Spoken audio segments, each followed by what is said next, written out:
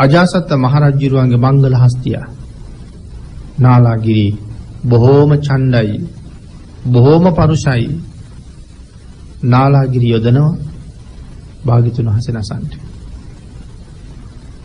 රජුරුව ගාවට ගිහිල්ලා කාරණාව කියලා කරුණු සඳහන් කරාම රජුරුව රාජපුරුෂයන්ට මතක් කළා එහෙමනම් හෙට බුදුරජාණන් වහන්සේ වඩින මාවතේ නාලාගිරි මත් කරලා මුදා හරින්න ඕනේ.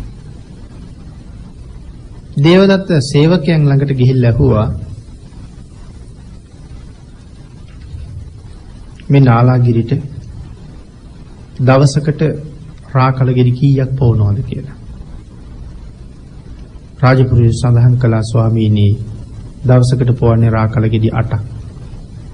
එහෙමනම් හෙට උදේට නාලාගිරිට රාකලගිරි 16ක් පොවන්න ඕනේ.